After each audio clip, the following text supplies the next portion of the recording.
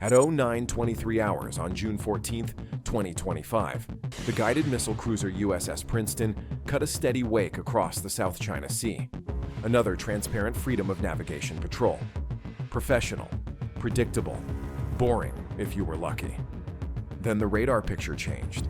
A Chinese Type 052D destroyer that had been loitering at a polite distance suddenly surged ahead. Engine screws bit hard. White water fanned off the stern. In under 90 seconds, it jumped from 18 to 30 knots, angling to cross the American ship's bow. What the Princeton did not know in that instant was this. The Chinese captain had just received a direct order from Beijing. Intercept the Americans and make them blink first.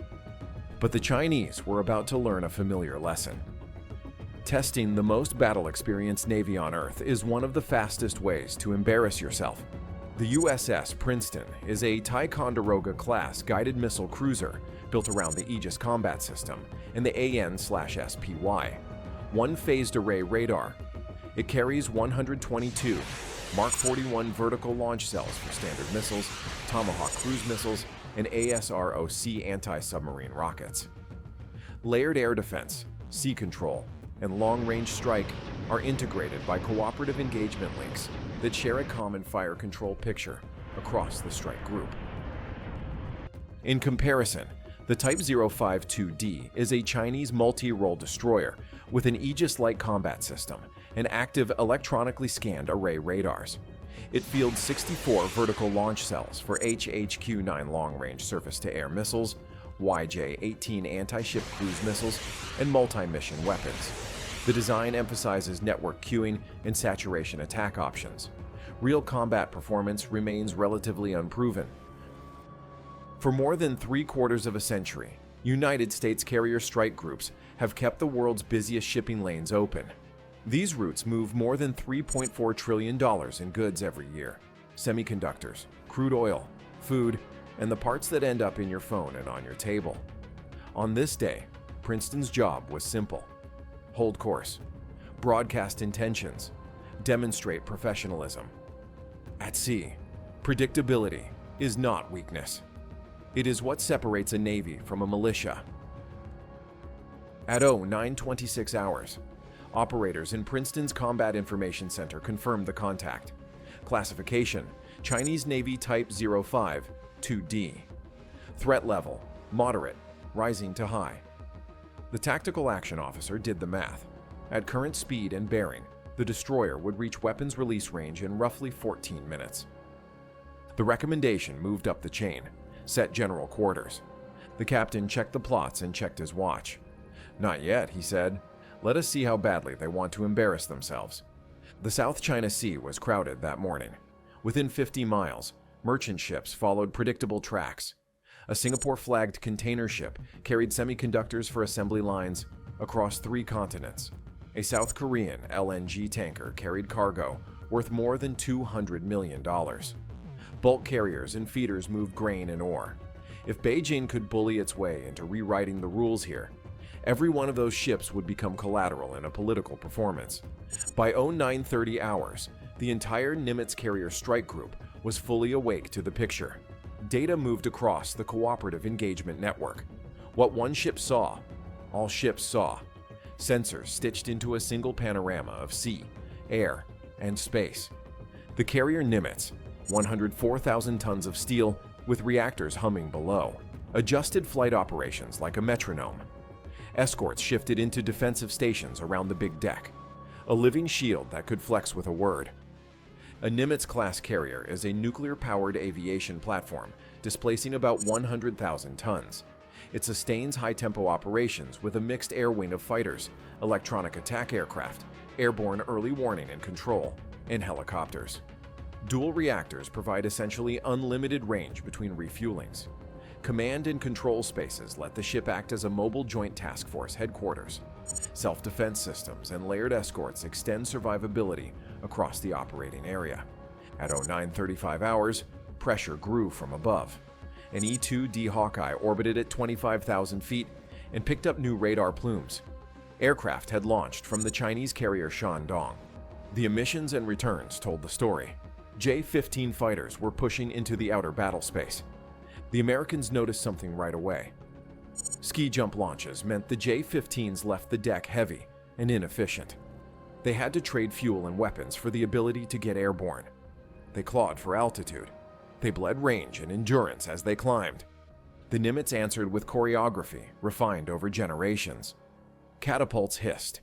FA-18E Super Hornets roared into the sky. Loads set for layered defense.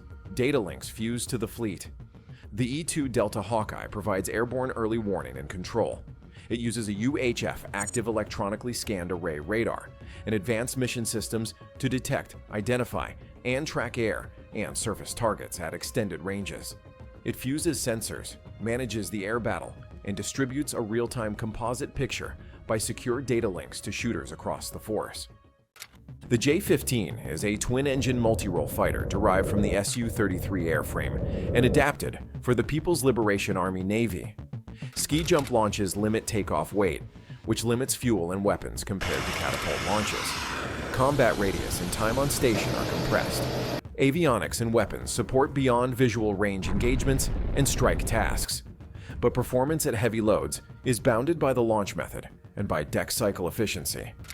The FA-18E Super Hornet is a multi-role carrier strike fighter with digital flight controls, an active electronically scanned array radar, and comprehensive electronic warfare and communications. It carries nearly 18,000 pounds of external stores for air-to-air, air-to-surface, and maritime strike missions, and can extend range through buddy store aerial refueling. High mission-capable rates and mature logistics make it the backbone of the carrier air wing. By 0943 hours, the fight shifted from visible to invisible.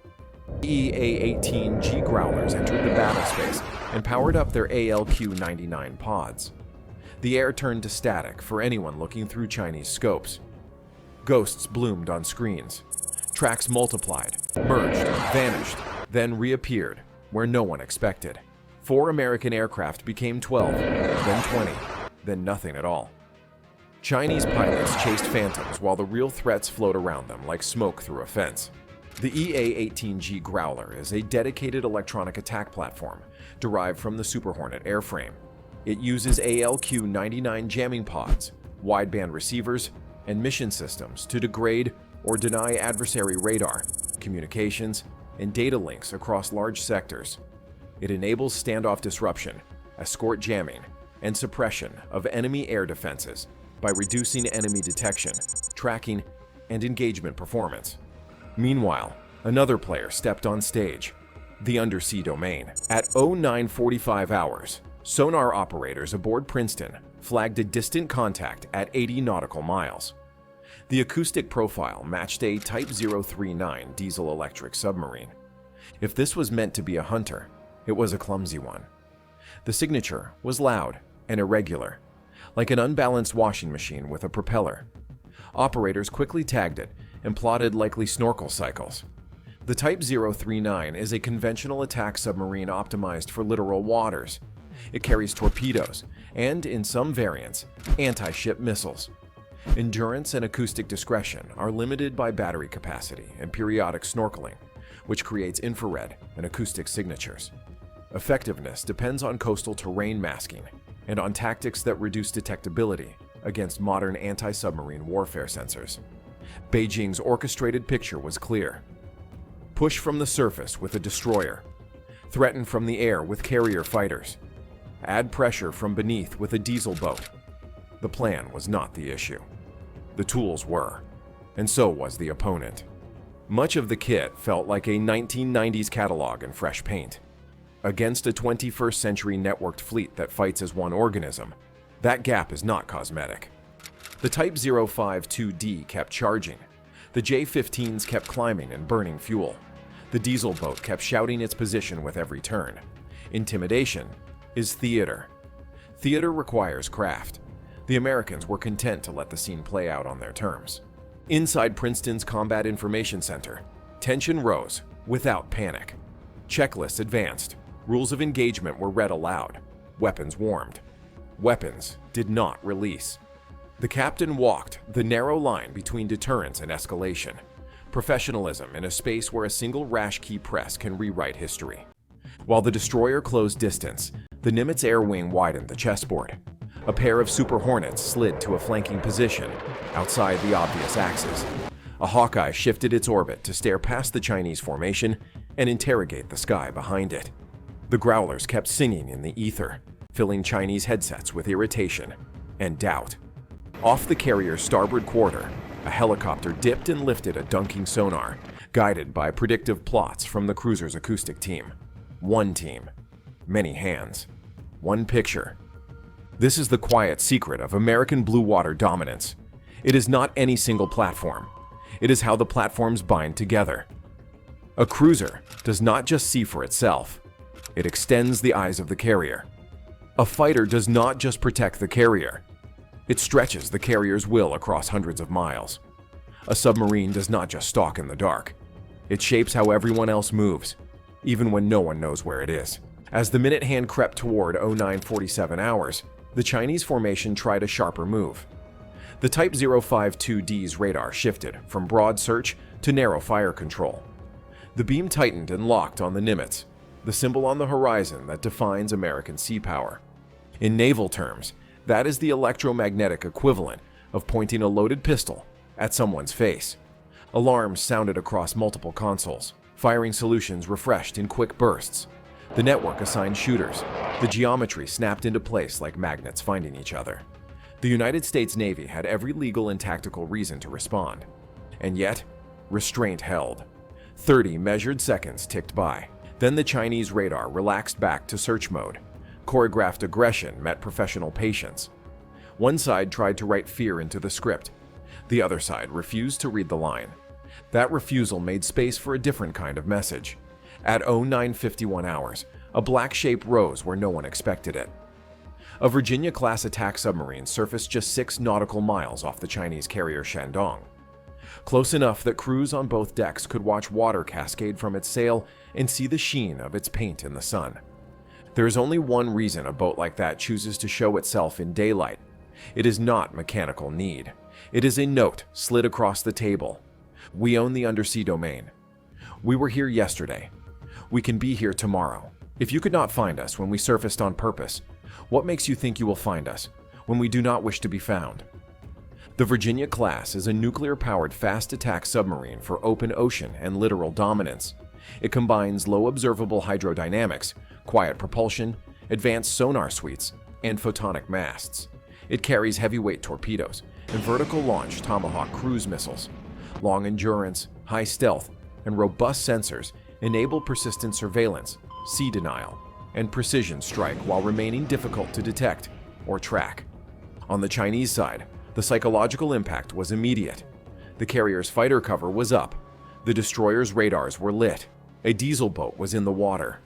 Yet none of that stopped an American attack submarine from shadowing the formation for days, and then choosing a time and place to step into the light. If this had been war, the Shandong would likely already be a burning hulk or a sinking memory.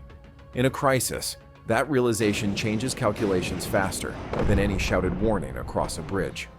By early afternoon, Chinese fighters arced home, with fuel margins worn thin by ski jump takeoffs and long climbs. The Type 052D eased off the throttle and drifted wide. Confidence faded into a careful desire to restore safe separation. State media later announced that scheduled exercises were complete. That was the message for domestic consumption. The message received at sea was very different. The South China Sea remained what it had been that morning: open, free, watched by professionals who prefer boredom to bravado. One June morning threatened to spiral into disaster. Instead, it ended with a quiet reminder that doctrine, training, and discipline beat theater. Beijing came to flex. They left with a lesson in how 21st century sea control actually works. If this breakdown helped you see the plays behind the pictures, tap like so others can find it. Tell me in the comments, is a United States and China clash inevitable? Or will these standoffs remain shadow wars that never tip into open conflict? Subscribe to catch the next episode, where we unpack another close call that most people never hear about until it is declassified.